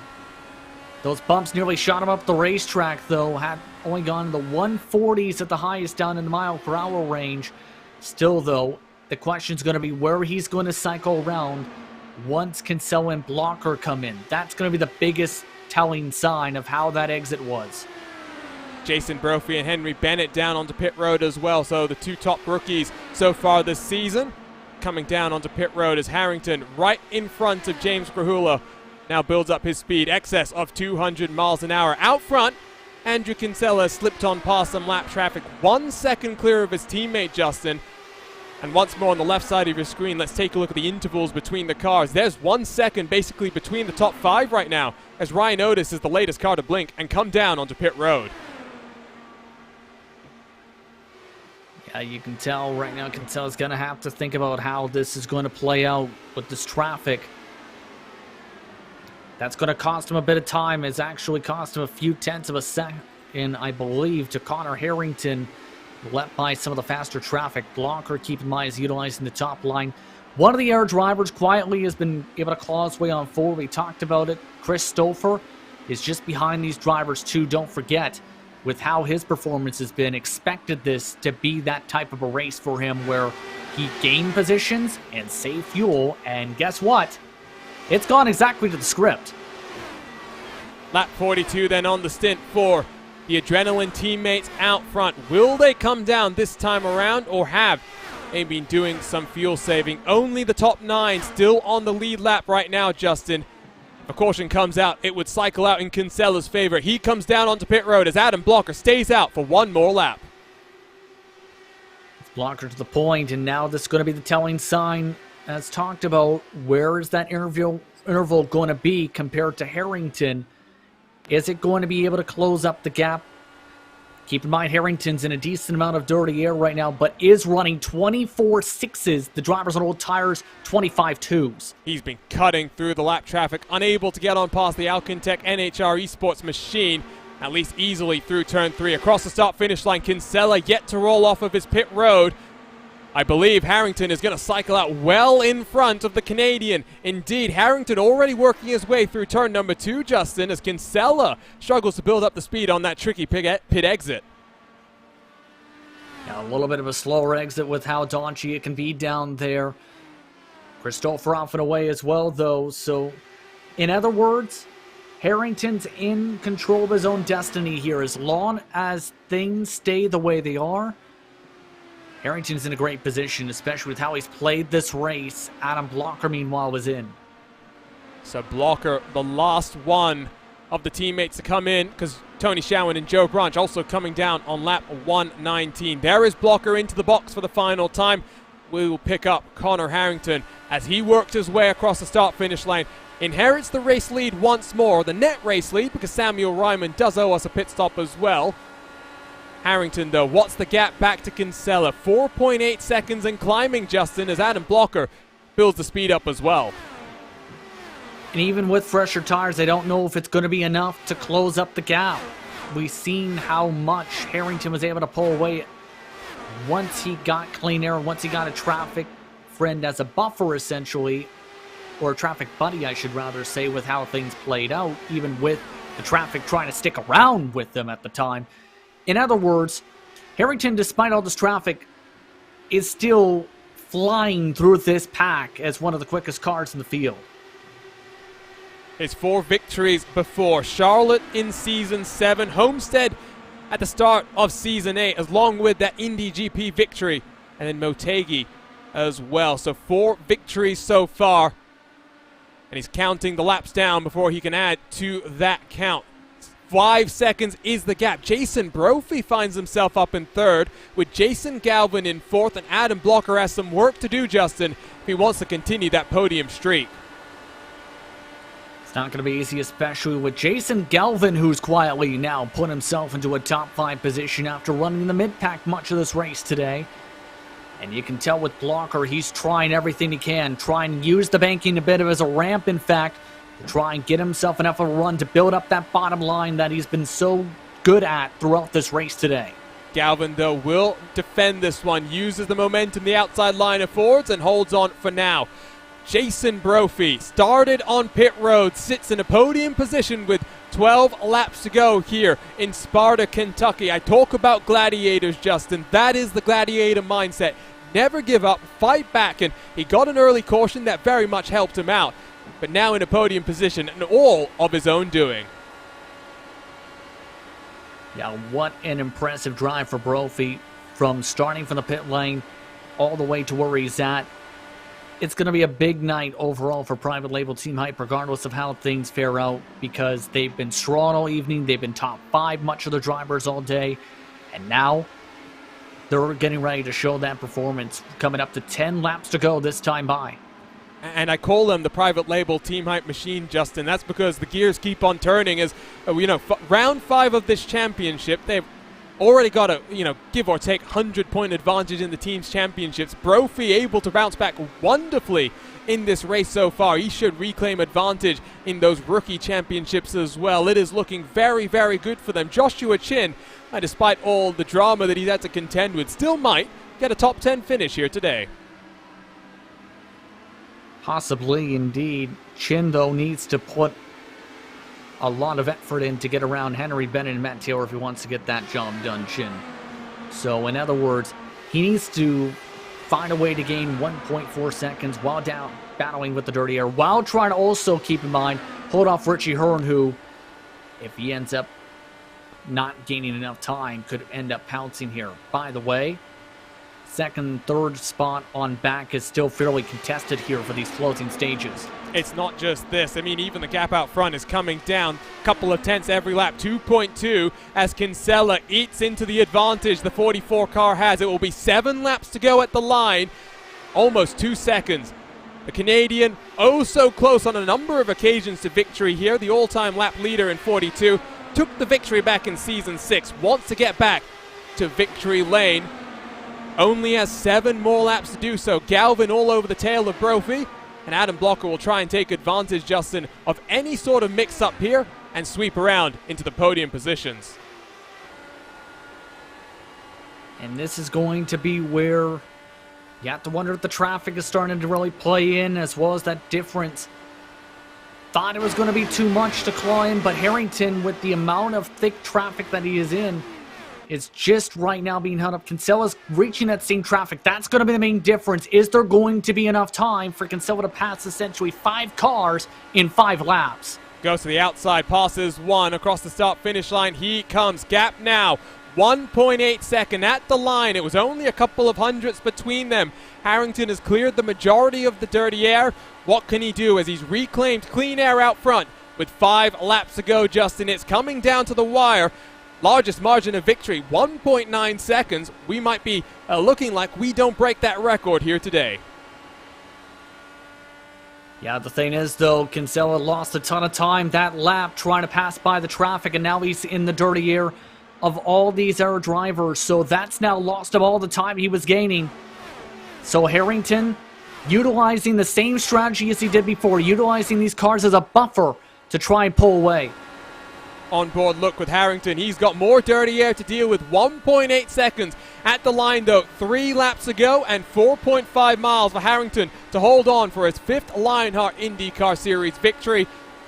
Brophy now has fallen out of the podium positions. The caution flag has flown. Race has ended. Carter Harrington is victor in the Omaha's 200 at Kentucky because Tony Schowen, adrenaline teammate of Adam Blocker and Andrew Kinsella, has brought out the caution to close out today's race, Justin. And unfortunately, it wasn't him as the trigger. It was Sage Karam who was the main trigger, who was slowed down the front straightaway and ended up getting into the 31 machine as that went on. What an interesting sequence. Straight to the replay, Justin. Oh, you're right. It's Karam getting loose. Shawin goes for a ride up into the wall, and Karam as well will not finish this race. One more race will be dropped in the championship for the real-life IndyCar driver. And in his quest for an Lionheart IndyCar championship, Justin, Sage Karam finds himself disappointed here in Sparta, Kentucky. And that's the unfortunate thing, too, is if Karam didn't have the situation that started to break out there, he likely comes away with a solid points day, you know, top 10. But you can see, tries to run high, just about scrapes the wall, has to really get out of the gas, and as soon as he's trying to go down the straightaway, makes that contact. Let's jump on board with the Dryer and Rybolt driver in the real world, Coanda SimSport driver over on the iRacing service. You can see up into the wall. Looks for the block, and I just don't think Shawin was ready. The rear end also stepping around there. To contact made. We will end this race under caution for the second time in 12 months, Justin. But at the front, it will be Connor Harrington taking victory here today. And when it comes to winning at 1.5 miles, the strategy and the luck is very critical. But you also need to have the raw pace. Connor Harrington had that tonight. Once he got up at the front, he was able to utilize that traffic very well. He was able to pull away and be the fastest car on the track. And in turn, gets him and his organization what will be a huge victory tonight. It was adrenaline that started this race on top.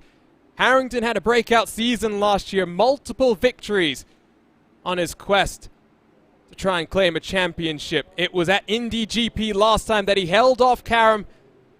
And he will take his 5th Lionheart IndyCar Series victory here at the Kentucky Speedway as we cross the line in the OMAS 200 at Kentucky for round 5 in the Lionheart IndyCar Series. Kinsella will get across the line in second, with Jason Galvin back on the podium in IndyCar Series competition. 23 positions gained for the 42 car, and with Jason Brophy holding on for 4th.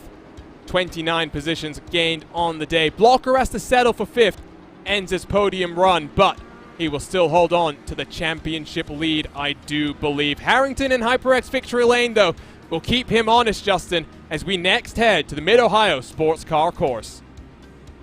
And that's going to bring some more challenges, especially with some of the various passing zones, but also some of the hard braking zones that can send people off to the sand traps. But overall, great race today by Harrington, and a great race overall to see and watch throughout the action tonight, especially with how things played out with the strategies. Lots of excitement, I think, for Race Control to work their way through as well, despite the fact that we only had 4 cautions, Justin. I'm sure there was stuff that was missed. Lots of wheel-to-wheel action, as here comes Joshua Chin to celebrate with his teammate. Actually pushing him a little bit to give him some congratulations. How about first time in this series, going to victory lane as an organization? They have a reason to be celebrating right now. Everyone that's a part of that organization, from both the open wheel and the stock car side of things, will be celebrating over in their garage area. Are we going to get any burnouts? That's what I'm wondering here, because you deserve some burnouts after that one, Connor. It's a long, hard-fought race. 5 positions gained on the day, and into HyperX victory lane for the private label Team Hype machine. There we go. There are the donuts. He will celebrate then on the start-finish line as we take a look at our Carnox race results. It is the private label Team Hype car. The number 44 victory by 2.1 seconds in a caution-ending race, with Kinsella celebrating second, with Galvin coming across the line in third. Jason Brophy up 29 positions after starting down on pit road. He recovers for a 4th position in front of the defending series champion Adam Blocker, who has to settle for 5th on the day. Christopher in 6th, with Mike Rasmussen 7th, with Henry Bennett pole position, finishing the race down in 8th, with Matt Taylor and Jay Brandt rounding out today's top 10. Richie Hearn in 11th, in front of Joshua Chin for the private label Team Hype. Lionel Kalisto in 13th, with Ryan Otis in 14th, along with Scott Holmes, Ken Hacker, Tyler Graff, Chris Reagan, Ron Hacker, and Brian Beard, the top 20 here today. Luis Gonzalez Nunez and Matt Houston, the final 2 cars on the lead lap, with Mike Rigney, Joe Branch, Samuel Ryman and James Rahula all 1 lap down. Stefan Larkamp, Ricky Harding and Adam Fraser 2 laps down, with Tony Schowen getting involved in our final caution of the day, retiring with Sage Karam. Brian Greenlee recovers then to 32nd, 3 laps down as well, with Damon Martinez in 33rd. Brian Carey, hardware failure for him, drops into 34th. 3rd place in the championship coming into today's race. We'll see where he drops at the conclusion of these points. 35th to Chris Fowler, with 36th to Aaron Morgan.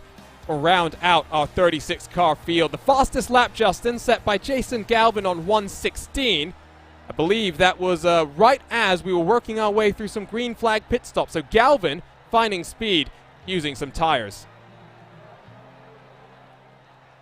Absolutely, in the 24 fours in particular, a blistering quick pace, and in turn was able to utilize those tires to pass by Brophy in those closing stages, Arjuna.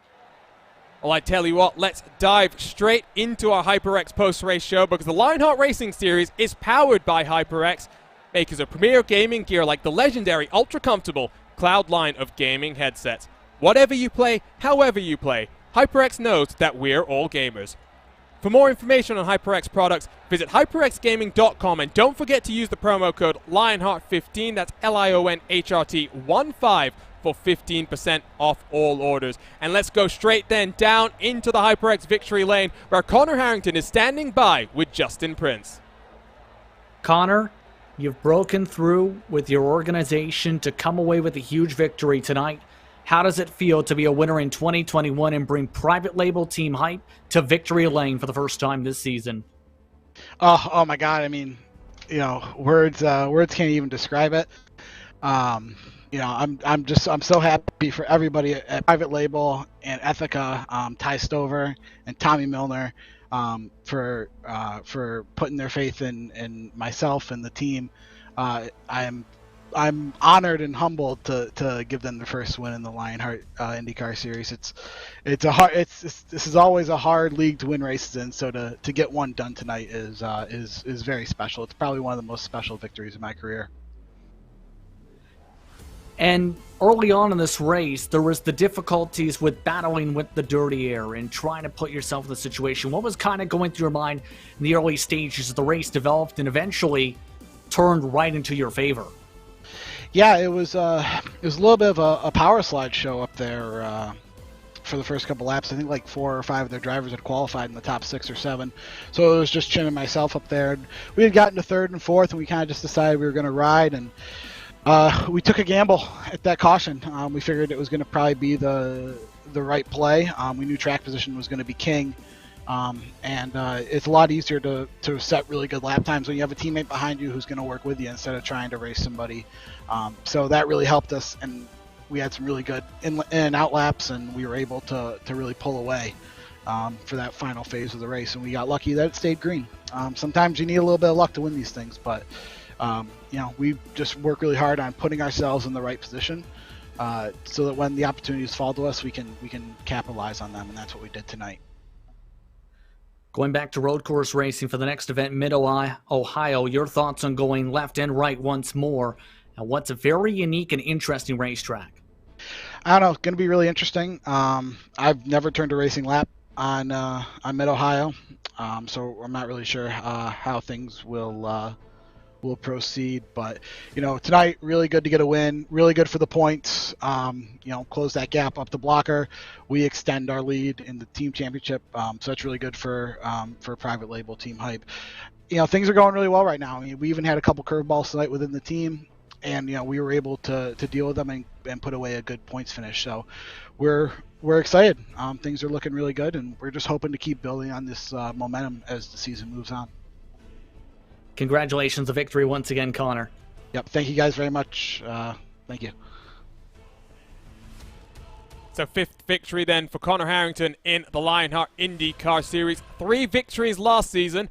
2nd place at the season opener. What can he do from here to carry this momentum forward? Next up, let's bring in the power slide driver of Andrew Kinsella. Was looking strong for the Adrenaline teammates in qualifying, Andrew. Didn't necessarily work your way in the race itself, But second place for you, you've won here back in Season 6. How was that out there, working your way through dirty air? Yeah, I mean, it was a lot of fun. Quite enjoyed that race. Strategy, I think it was going to work out for us, but the lap cars just didn't fall our way. We were doing really good with Connor there after that last yellow, and then Ricky Harden came out in front of us, and it's really hard being the third guy in line. So Connor was able to get a nice good gap, and then right when he was pitting, we had a bunch of cars come out in front of us. Just when we sort of needed to go, we had a whole bunch of dirty air, so that put us even further behind. But yeah, so the lap cars didn't work out, but I think overall you have to be really happy with that race. It was really fun. It was hard to pass, but at the same time, each pass felt very rewarding, and you were constantly looking for clean air, and it was basically never a dull moment in the cockpit. So it was a fun race. If I'm doing the math correctly, Andrew, which is always a question mark late on a night here, you should be sniffing around the edge of the top 10 now in the points. It's not been the easiest start to your season by any means. What do you take from this race looking forward, heading back to the road courses next time at Mid-Ohio? What do you think your chances will be there? Yeah, really looking forward to Mid-Ohio. I think it's going to be really, really good with this tire model. It should be very interesting. There'll be probably a fair bit of fall off, just with how much cornering force there is there. It'll probably be an interesting split between reds and blacks. And basically, this is the first time in 5 seasons that I haven't been in the top 10 for multiple races in a row. So basically, from here on out, it's all about getting the good finishes and doing whatever I can to basically finish top 5. And if I can keep getting top 5s, I think I can still be in the championship hunt come season's end. So, gotta just get after it. I got a question for you in terms of qualifying. What worked out so nicely in terms of getting so many of the adrenaline cars out into the top 6? I don't need to reveal any particular secrets there, but was it a testing, figuring out what kind of in-car tools you needed to go quick, and then also just finding the right line around the track? Yeah, line was really, really important. We did make a small tool adjustment, but it wasn't anything big. But the big thing was finding the exact right line and just finding a way to not scrub the tires through the corners. If you had any sort of scrub, you were losing hundredths of a second per corner. So if you could pull off a run without scrubbing too much, which fortunately 4 of us did up at the front, you were going to have a good starting position, and I think it benefited us throughout the race. Well, congratulations, Andrew, on the second place. We'll see you in a couple of weeks' time from Mid-Ohio for more Lionheart action. Thanks, Arjuna. So, the Canadian Andrew Kinsella, second place for him, but I think for the Adrenaline teammates, they would have been hoping for just a little bit more. Let's bring in our final interview of the day. Jason Galvin rocketing up 23 positions into a podium position, and Justin Prince is standing by. And Jason, you had to claw your way and scratch your way on forward through the pack today to get yourself in this position. Talk us through your race, putting yourself in a position to run for the podium today. Yeah, wild race. I mean, kudos to Andrew, and I think somebody might have said Henry is in it. Whoever went into building the setup for this, because, to have a race as clean as we did, and Kentucky's a tough track, and to be able to make up those spots like we did, you had to have a versatile setup, and that's what we had. I mean, I worked the bars up and down and back and forth on the weight jacker the whole race and changed my line. It's kind of exhausting. A little frustrated that I qualified so poorly. It was my first attempt at qualifying for the week, and I made a bar change at the recommendation of a teammate, and car got to turn 1 and just didn't turn. And so I think that probably cost me any chance of getting up there and racing with Connor and Adam for the win. Andrew as well, and that's where I've been the last couple years here. So ultimately, I'm just happy I got up there. I got a little lucky and caught a caution at the right time, but car was good. Thumbs up, cancer down. Global Electronic Technology car was really good, and everybody at Loud Pedal Motorsports was on their game again. We've had a really strong season so far. Not everybody's getting the results that I think that they should, but I'm happy that we keep clicking them away because I am terrible on road courses, so I have to maximize the ovals when I can. Now, when it comes to that final stint, by the way, you had to work your way by Jason Brophy. Talk us through that battle to be able to claw your way forward, to get in front of Blocker, get yourself in front of Brophy, to put yourself in this podium position. Yeah, I think part of that was a little bit of luck. Part of it was I got to thank Jason because when Adam came out of the pits there, I had a feeling we were going to get close to jumping him just because we pit so much earlier. And Jason went into 3 when Adam came out, and Adam was next to me, and Jason went to the bottom, and that took all the air away from Adam. And from there, it was just kind of I think Adam's problem was if I was high, Jason was low. If I was low, Jason was high, and Adam just kept getting arrow wash. But, I made a bar change with like 6 to go. And then because we caught some lap traffic, and I was like, well, if I could just get him to scrub a little speed somewhere, and I could get the car to rotate better, then I think I might have a shot. And that happened, and then he got arrow washed again. He just picked the wrong line, which is going to happen here in traffic. And I went to the outside, and I'm not going to lie, I didn't lift. I was in full send. Like, either we're going to get third, or we're going to have to lift to keep from hitting the wall and probably fall back to 5th or 6th. Then thankfully it stuck, and then the caution came out, which I was just telling Jason I felt bad for. I think it would have been fun to race it out. He was really good too. I mean, he came from farther back than I did. He had to start from pit lane and barely stayed on the lead lap, so it's an adventurous race for him too. And just thankfully he raced me really clean. I got that run on the outside, and it would have been really easy for him to try to run me up, and he didn't. Everybody's been so clean up front this year. I mean, all the guys we raced with up front tonight, I mean, every one of them are going to win a race or already have this year. So it just goes to show you how good everybody in this league is. Now, you mentioned there's the Gremlins that are road courses. Mid-Ohio is up next. Your thoughts on going over to that facility to try and battle said Gremlins? Yeah, I'm going to ask Sage Karam how big of a check I need to write him to run as Jason Galvin for that race so that I don't have to. I hate Mid-Ohio. I don't know. I understand its history and everybody loves it. I stink there. I'll be happy if we can 0 exit and roll home a top 20 and move on. There's some road courses I feel good, like I can get up there and run in the top 10 and salvage a good points day out of. Mid-Ohio is not one of them.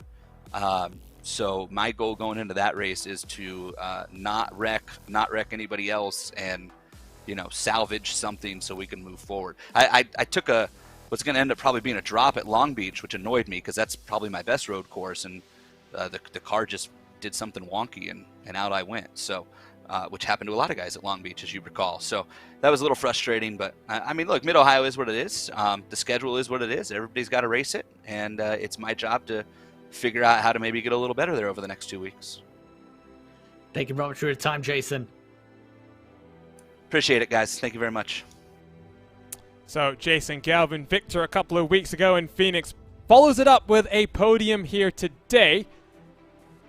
And championship aspirations, I think, starting to creep upwards. Justin, it's time to start thinking about saying goodbye here. But before we do so, let's take a look at our series schedule once more. 5 rounds done in our 22-race calendar, heading next to the Mid-Ohio Sports Car course. Jason Galvin, not the biggest fan. It did sound like Andrew Kinsella and Connor Harrington might be a bit more appreciative of the left and right turns. That will be crucial, though. Then to Gateway, then to Indy for 2 back-to-back races.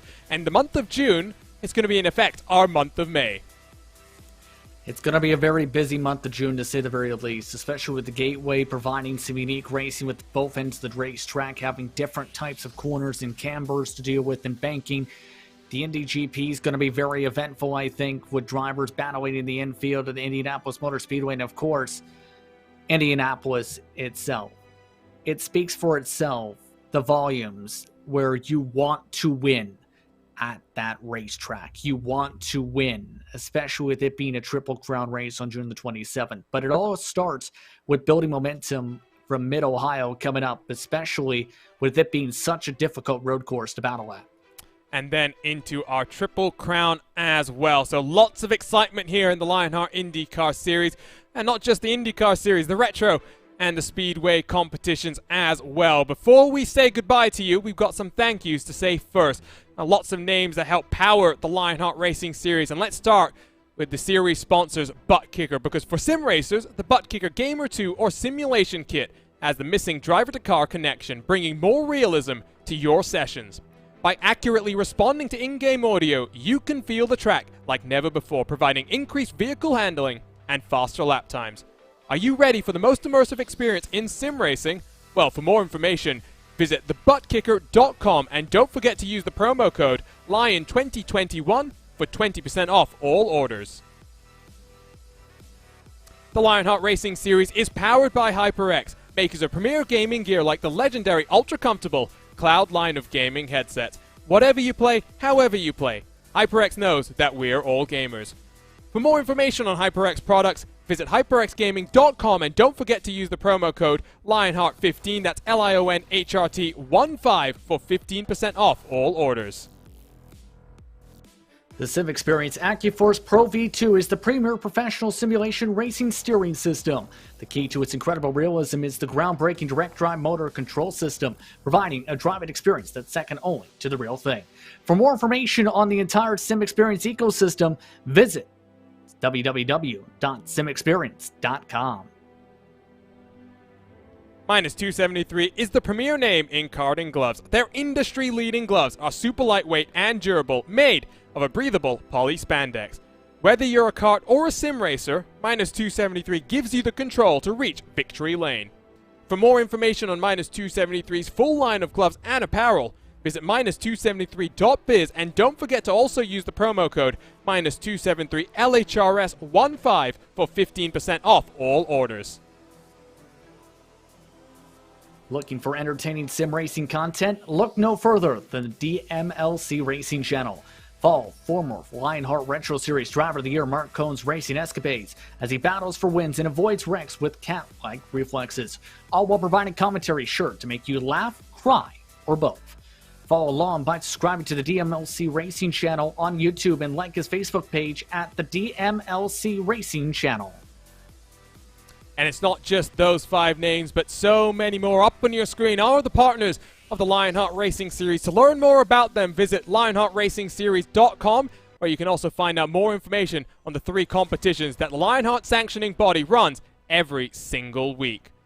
Lots more Lionheart competition to come, and if you want to stay involved, follow at Lionheart Series across on Facebook, Twitter, Instagram, for all your social media content. ESTV has all your esports needs covered across of Twitter, Facebook, and Instagram, and RaceSpotTV. If you want to watch sim racing's finest duke it out night after night, follow us on YouTube. Subscribe to us as well and hit the button to get notified every single time we go live with the great sim racing series that we get to cover.